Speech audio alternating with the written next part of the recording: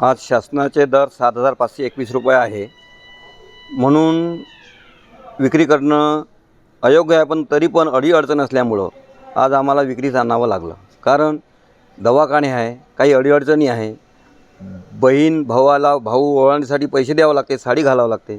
त्याच्यामुळे आम्हाला हा कापूस विकणं भाग पडलं. नाहीतर हा कमीत कमी 9 ते 10 हजार रुपये कापसाला भाव पाहिजे. मजुरी दुप्पट झालेली आहे, मजूर मिळत नाही, फर्टिलायझर, खतं, बियाणे हे खूप महाग झालेले आहे. तरी पण शेतकऱ्यांना आता कसं तरी म्हणून जीव मुठीत घेऊन हे कापूसाचं सोनं, पांढरं सोनं म्हणलं जाते, पण तो हे विकायला लागत आहे. म्हणून ही अडचण भागवून आम्ही कसरी शेतकरी जीवन जगत आहोत. काय नाव तुमचं? माझं नारायण चिंदूजी बेंडे पाटील, रातचंदना, यवतमाळ तालुका, जिल्हा यवतमाळ.